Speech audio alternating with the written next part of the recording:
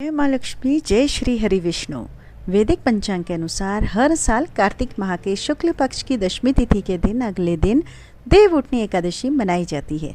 सभी एकादशी में देवउठनी एकादशी का विशेष महत्व है, क्योंकि इसी दिन से अब 4 महीने से जो रुके हुए मांगलिक कार्य वह आरंभ हो जाते हैं, क्योंकि चातुर्मास की शुरुआत देवशयनी एकादशी से होती है और इसका समापन देवउठनी एकादशी पर होता है। देवउठनी एकादशी, हरि प्रबोधिनी एकादशी या देवोत्थान एकादशी के नाम से भी इसे जाना जाता है। इस दिन भगवान श्री हरि अपने 4 महीने की योग निद्रा का त्याग करते हैं और अपने भक्तों पर अपनी कृपा बरसाते हैं। देवउत्थान एकादशी के शुभ अवसर पर शाम के समय विधि विधान से भगवान श्री हरि की पूजा करके उन्हें योग निद्रा से जगाया जाता है। इस दौरान पूजा करते समय घंटे, शंख, घड़ियाल आदि बजाकर भगवान विष्णु को जगाने के साथ ही तुलसी माता का विवाह शालिग्राम भगवान के साथ किया जाता है। इस दिन तुलसी विवाह कराने से, कन्यादान करने से जितना आपको पुण्य की प्राप्ति होती है।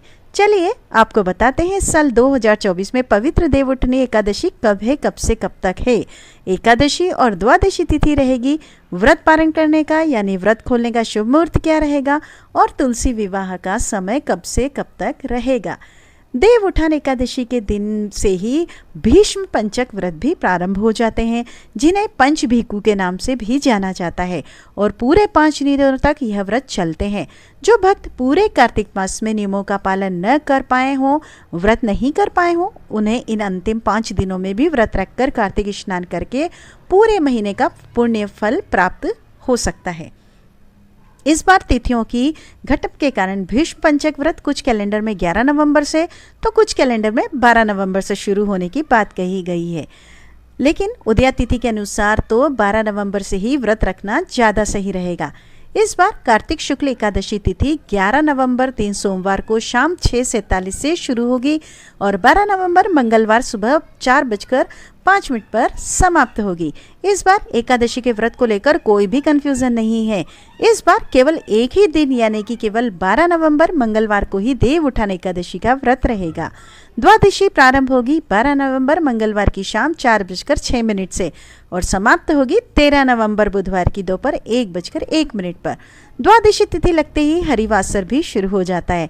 हरिवासर के समय भजन कीर्तन करके भगवान की कथाओं, लीलाओं का श्रवण करने से ही हरि अत्यंत प्रसन्न होते हैं। भूलकर भी हरिवासर के समय व्रत नहीं खोला जाता। अब जानिए मंगलवार के दिन रहने वाले मुहूर्तों के बारे में।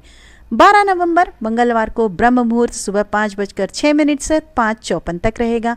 अभिजीत जो मुहूर्त है सुबह 11:49 से 12:03 तक रहेगा। एकादशी की पूजा करने का जो शुभ मुहूर्त रहेगा वह सुबह 5:02 से 6:42 तक शाम को पूजा का शुभ मुहूर्त शाम को 5:29 से 6:48 तक रहेगा। राहु काल जो अशुभ मुहूर्तों में गिना जाता है दोपहर 3 बजे से शाम 4:30 बजे तक रहेगा।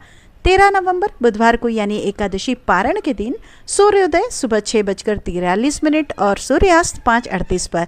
ब्रह्म मुहूर्त 5:07 से 5:55 तक रहेगा। सिद्धि योग बन रहा है जो कि दोपहर 3:26 से शुरू होगा और फिर सारा दिन राहु काल दोपहर 12 से 1:30 बजे तक रहने वाला है। हरिवास का समय 12 नवंबर मंगलवार रात 9:30 बजे तक समाप्त हो जाएगा। जो भी भक्त एकादशी का उपवास रखेंगे 13 अक्टूबर बुधवार को सुबह 6:43 से 8:51 के बीच में व्रत का पारण करना होगा, यानी एकादशी का उपवास खोलना होगा। अब जानिए तुलसी विवाह के शुभ मुहूर्त के बारे में। इस बार तुलसी विवाह 12 नवंबर मंगलवार के दिन किया जाएगा और विवाह का शुभ मुहूर्त रहेगा शाम 5:29 से 7:53 तक। देवउठनी एकादशी की कथा के अनुसार एक बार एक राजा था, जिसके राज्य में सभी लोगों को एकादशी व्रत के नियमों का पालन अनिवार्य रूप से करना था। एक अनजान व्यक्ति उस राजा के राज्य में आता है। उससे एक समय भी बिना भोजन के नहीं रहा जाता, लेकिन राजा के आज्ञा का पालन तो उसे करना ही था। आखिरकार मजबूरी ने उसने राजा से एक समय अन्न ग्रहण करने की आज्ञा मांगी, लेकिन राजा द्वारा कठिन से कठोरता से एकादशी के नियमों का पालन करवाए जाने के कारण वह व्यक्ति जो भगवान में अटूट विश्वास रखता था, श्रद्धा रखता था, एक दिन विवश हो गया और उसने पहले भगवान को भोग लगाकर फिर स्वयं अन्न ग्रहण करने की प्रतिज्ञा की।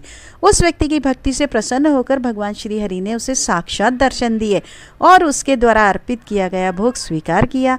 इस प्रकार एकादशी व्रत की कथा का सार यह है कि भक्ति से में कभी भी आडंबर नहीं होना चाहिए। यदि भक्ति सच्ची हो, भगवान पर आपका अटूट विश्वास हो, तो भगवान उसको भी स्वीकार कर लेते हैं। उस व्यक्ति के मन में भगवान के प्रति भक्ति थी, लेकिन वह भूखा नहीं रह सकता था, लेकिन बिना भगवान को भोग लगाए वह अन्न भी ग्रहण नहीं करता था, तो उसकी भक्ति से भगवान प्रसन्न हुए। इसी प्रकार भक्तों को अपनी शारीरिक क्षमता को ध्यान में रखते हुए ही व्रत का पालन करना चाहिए, तभी व्रत का पूर्ण फल आपको प्राप्त होता है। व्रत के नियमों का पालन करने वाले सभी भक्तों को दशमी तिथि के दिन तुलसी के पत्ते तोड़कर तुलसी जी के पौधे में जल भी अर्पित करना चाहिए। फिर एकादशी के दिन विधि विधान से व्रत रखकर द्वादशी तिथि के शुभ मुहूर्त में व्रत का पारण करना चाहिए। आप पत्ते तुलसी जी के एक दिन पहले तोड़ लें, ये नहीं कि आप जिस दिन देव उत्थान हो उस दिन तोड़ें, इसलिए इस बात का विशेष ध्यान रखिए। आज की वीडियो कैसी लगी, अंत तक बने रहने के लिए धन्यवाद। जय माँ लक्ष्मी। आपका दिन शुभ हो।